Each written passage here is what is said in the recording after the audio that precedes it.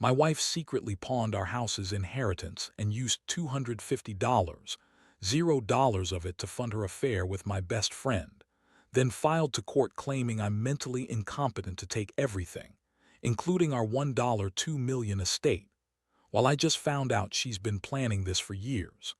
I never thought I'd be the guy sitting here, staring at a mountain of betrayal that I never saw coming. My wife Lisa always seemed like the perfect partner. She was charming, sharp-tongued when she needed to be, but loving underneath it all. We built a life together, or so I thought. We had a beautiful house, a good marriage, and a future that I thought was secure. But all of that changed in a matter of weeks when I stumbled upon the truth that turned my world upside down. It started with small things, little oddities that I shrugged off at first. Lisa's phone being constantly glued to her hand, secretive texts she'd hide whenever I entered the room, her sudden interest in online banking and legal documents. She'd brush it off whenever I asked what she was doing, calling me paranoid or jealous. But I noticed her nervous glances and the way she'd rush to hide her phone whenever I came close. Something was off and I could feel it in my gut. Then one evening I decided to check her phone when she went to the kitchen to grab some water. I know, stupid move, but I was desperate to understand what was going on. I found messages, texts with some guy named Jake, talking about meeting up, plans to make it right, and even references to our little secret. My stomach dropped. Jake was her coworker, a guy I'd always thought was just a friend. But reading those messages, it was clear there was more than friendship going on. That wasn't all. I also noticed bank statements hidden in her email drafts. I wasn't even trying to snoop. She'd left her laptop open, and I saw a folder labeled important that she'd forgotten to close. Inside, there were receipts for pawn shops, and what struck me like a punch in the gut was a document, an official court paper, filed under her name, claiming I was mentally incompetent. How could she do this? How could she even think she could get away with it? I knew she'd been acting strangely for months, but I never suspected how deep her lies went. Turns out she'd pawned our house's inheritance, our family estate that had been in my family for generations, and used the money, over $250, $0, to fund her affair with Jake. That's right, she actually took our inheritance, the very thing that was supposed to secure our future, and threw it into some reckless, slutty affair. I was stunned. Heartbroken doesn't even begin to cover what I felt. It was like she had planned this for years, and I was just now waking up to the nightmare. I confronted her that night, and her reaction was nothing short of a masterclass in deception. She lied through her teeth, claiming she was just talking to Jake about work, that I was imagining things, that I was paranoid because I was stressed about work. She called me crazy, said I was overreacting, that she loved me and only me. But I had the evidence, screenshots, bank receipts, the court papers, and I knew she was full of it. Her face was a mask of innocence, but her eyes told a different story. I could see the guilt, the scheming, the cold calculation behind her facade. The emotional fallout hit me like a freight train. I felt shock, anger, betrayal, everything I'd believed in shattered in an instant. How could she do this? How could she betray me, our family, everything we built, just to chase some fleeting passion with a guy I thought was a friend? The pain was unbearable. I'd trusted her with my life, my future, and she had been sneaking around, lying, stealing from us, our inheritance, our security, all to fund her affair. It was a slap to the face, a punch to the gut, and I felt like I was drowning in a sea of betrayal. Somewhere in the midst of all this chaos, I realized I had a choice. I could let her keep lying, keep pretending everything was fine, or I could face the truth head-on and decide what I wanted to do next. I knew I couldn't just forgive her and pretend it never happened. That wouldn't be fair to me, or to what we once had. But I also knew I couldn't just act impulsively. I had to think, plan, and figure out how to get my life back from this mess. That's where I am now, standing at the crossroads, trying to make sense of a betrayal so deep that I wonder if I'll ever trust again. After I found everything out, the world around me felt like it was cracking apart.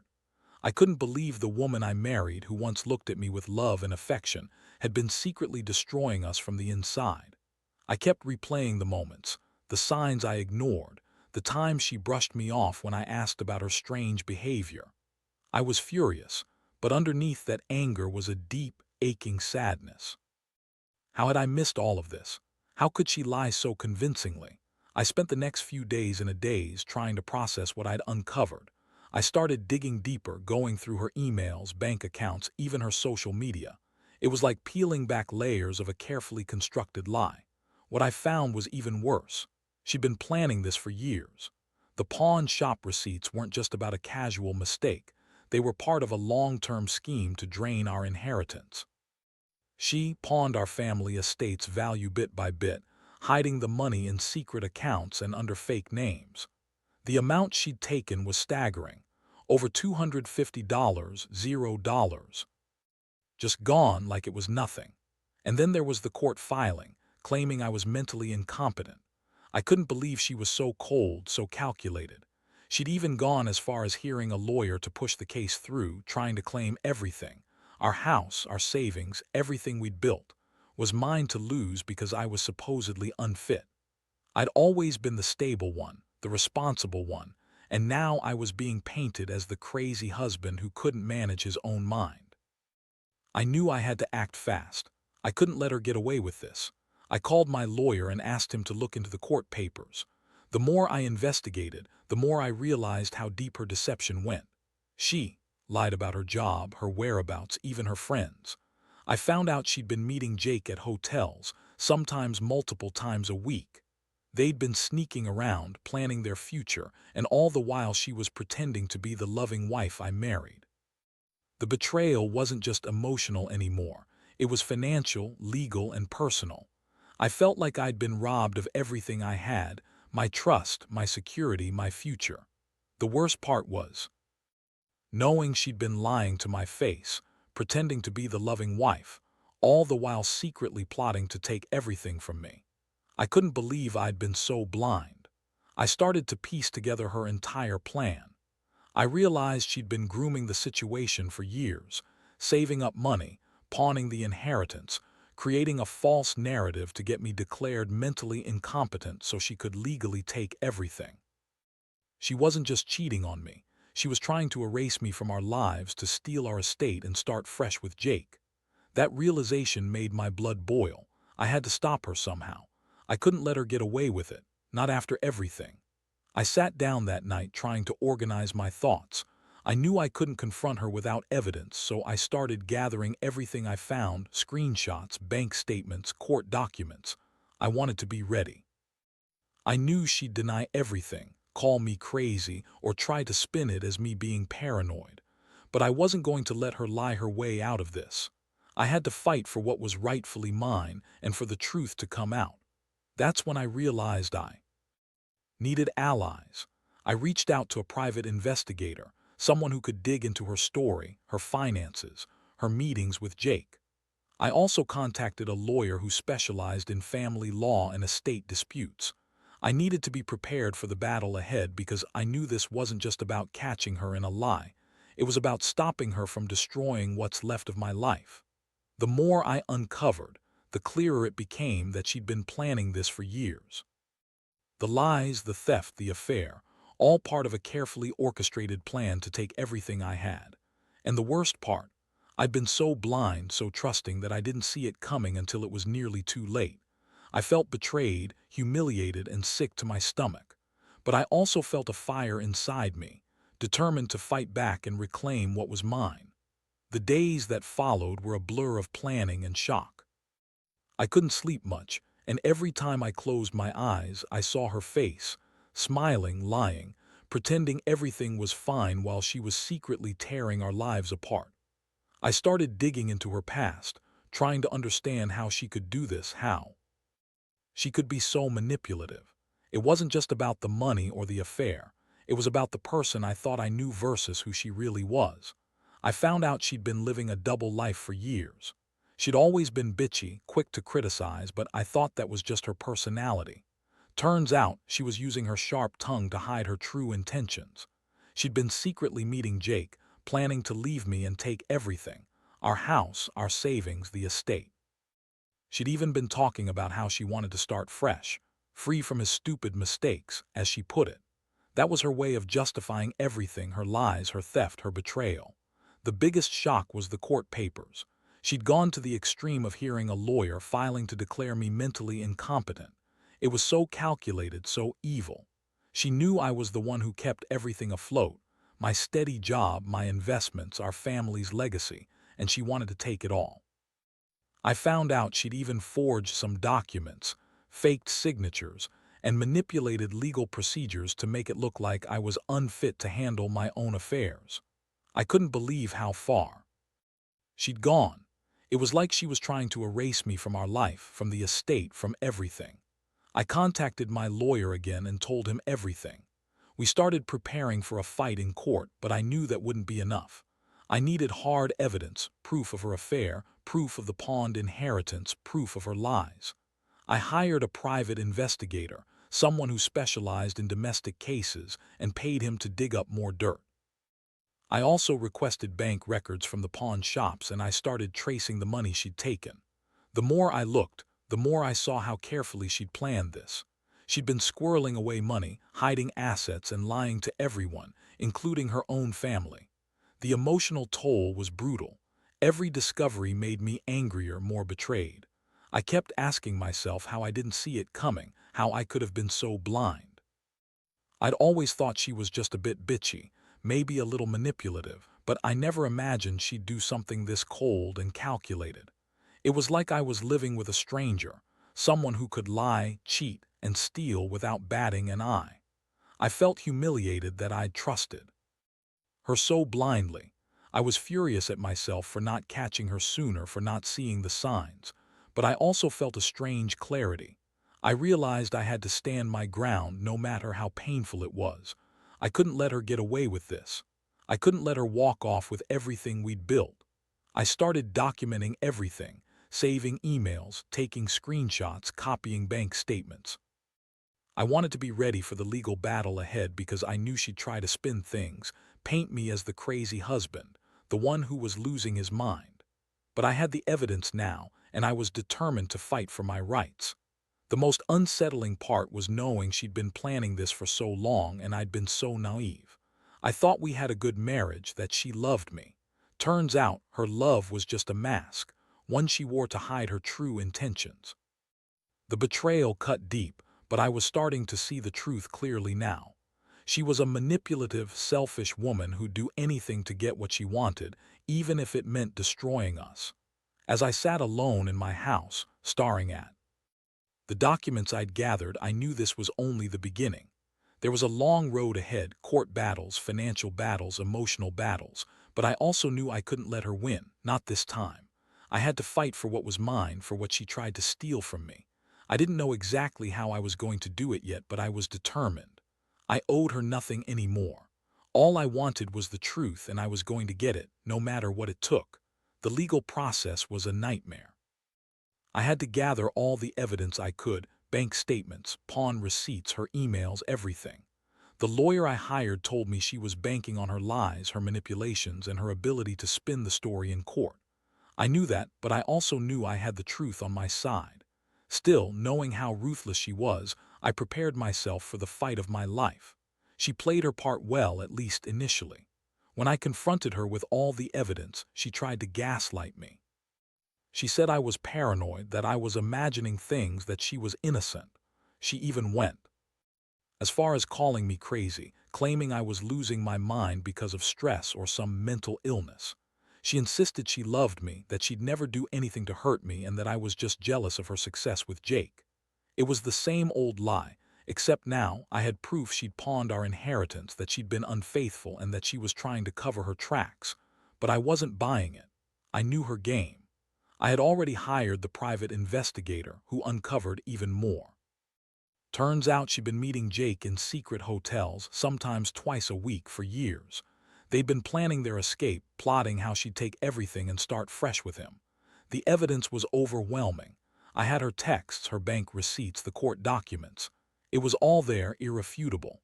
The court hearing was set. I was nervous but determined. I knew she'd try to lie her way out, to manipulate the judge, to spin her version of the story. She made a big show of crying, acting like the victim, claiming she was being falsely accused. Her voice trembled and her eyes looked desperate, but I could see through her act.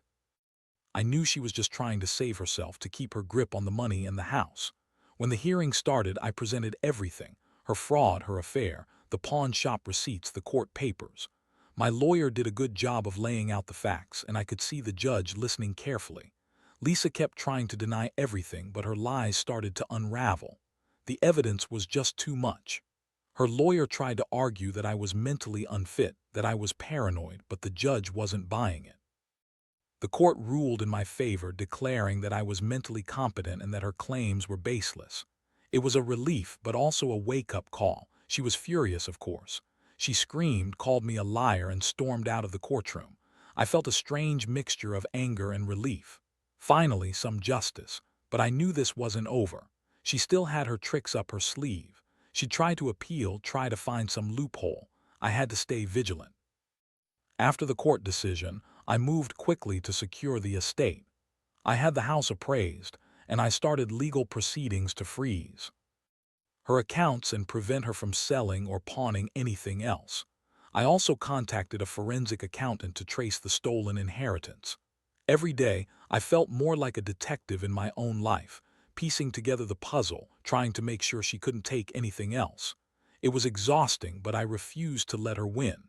Meanwhile, she was trying to manipulate everyone around her: family, friends, even her own lawyer. She'd spin stories about how I was crazy, how she was the victim, and how I was trying to ruin her. But I didn't care about her lies anymore. I knew the truth, and that was what mattered. I wasn't going to let her destroy me or our future. I was determined to fight with everything I had. The hardest part was the emotional toll. Every day I wrestled with feelings of betrayal, anger, and sadness. I felt like I'd lost my partner, my trust, everything I'd worked for. But amidst all that, I also felt a strange sense of clarity. I realized I'd been living in denial, trusting someone who had been planning her escape for years. It was a harsh lesson, but one I needed. I learned that sometimes people you love can hurt you in ways you never expect. And sometimes you have to be the one to stand up and fight back, even when it feels impossible. The aftermath of the court ruling was a whirlwind. I thought finally I could breathe. But Lisa wasn't done. She immediately started appealing, dragging out the process, trying every trick in the book to delay or reverse the decision. She hired a new lawyer, one more aggressive, more ruthless, and I knew she was just trying to wear me down. Meanwhile, I was left to pick up the pieces, trying to rebuild what was left of my life. Financially, I was in a mess. She drained the inheritance, pawned off parts of the estate, and tried to hide assets. The forensic accountant uncovered a tangled web of accounts, shell companies, and fake transactions. It was clear she'd been planning this for years, saving, stealing, lying. I had to fight to get back what was mine, and it wasn't easy. Every bank, every legal step was another battle. I had to prove her fraud, her theft, and her manipulations, all while she kept spinning stories about how innocent she was. The emotional toll was worse. I felt numb most days, like I was living someone else's nightmare. I trusted her, loved her, and now I saw her for what she really was: a cold, calculating con artist. It was hard to accept, but I knew I had no choice. I started seeing a counselor, trying to process everything, trying to hold on to some sense of normalcy. But inside, I was shattered. The woman I thought I knew was gone, replaced by someone I could barely recognize. The betrayal also affected my relationships with others. My family, friends, everyone had opinions, and most of them sided with me, but some couldn't believe she'd do something so ruthless. I couldn't blame them. I used to think Lisa was perfect, smart, charming, a little bitchy sometimes, but I never thought she'd be capable of this level of deception. It was like discovering she had a secret life I'd never known about. Despite all the chaos, I refused to give up. I started focusing on rebuilding myself. I got a new job, put more effort into my health, and tried to stay grounded. I knew I'd never fully recover from the betrayal, but I could at least take control of my future. I also made it clear to her lawyer I wasn't backing down. I would fight until I got back what was ours, and I would make sure she paid for what she did. One thing I learned through all this: trust is fragile. People can hide their true selves behind masks, And sometimes, those masks are so convincing you don't see what's underneath until it's too late. I also learned that revenge isn't about hurting her just for the sake of it, but about standing up for myself and reclaiming what's rightfully mine. I didn't want her to think she could get away with this, that she could destroy our lives and walk free, so I kept fighting. I documented everything, prepared for every court hearing, and stayed one step ahead. I knew she'd try to manipulate the system, but I was ready. She wanted to win, to take everything I had left, but I was determined she wouldn't. I'd been betrayed, yes, but I wasn't defeated. Not yet. And I knew that, no matter how long it took, I would get justice. Because if there's one thing I've learned, it's that the truth always comes out. Sometimes sooner, sometimes later, but it always does. And when it does, the lies crumble and the real person is revealed. After months of legal battles, the dust finally started to settle. The courts ruled decisively in my favor. She was ordered to return the stolen inheritance, and her claims of mental incompetence were dismissed. It was a long, exhausting fight, but I felt a strange sense of closure. The house, the estate, everything she tried to steal from me, justice was finally served. Still, the scars ran deep, and I knew I'd carry the betrayal with me for a long time. Lisa's reaction was bitter and angry. She tried to spin it as a miscarriage of justice, accused everyone of conspiring against her, and refused to accept defeat. She moved out, leaving the house she pawned and the life she tried to destroy behind. I watched her go, feeling a strange mixture of relief and sadness. Part of me wanted to hate her, to curse her for everything she put me through, but I knew that wouldn't bring peace. I had to accept that some people are capable of the worst betrayals, and I had to find a way to move forward. In the aftermath, I focused on rebuilding myself. I sold the house, took some time off work, and started therapy to deal with the emotional fallout. I learned to trust again, slowly, cautiously. I realized that I'd been naive, believing in her, giving her the benefit of the doubt, thinking she was the woman I married. But I also learned that resilience isn't about forgetting. It's about accepting what happened and choosing to move on, stronger than before. Looking back, I see how much I've grown through all of this. I learned not to ignore the small signs, to trust my instincts, and to stand up for myself when things go wrong. I also learned that betrayal can come from the most unexpected places, and that sometimes the only way to protect yourself is to face the truth head-on and fight for what's right. Now, I'm rebuilding my life, more cautious, more aware, but also more determined. I refuse to let her betrayal define me. I've realized that true strength comes from within, from standing tall even after being knocked down. I hope that anyone reading this who's going through something similar understands one thing. Trust is fragile, but your will to survive and rebuild is even stronger. Never let betrayal break you. Use it as fuel to become a better, wiser version of yourself. Because in the end, life goes on, and so must we.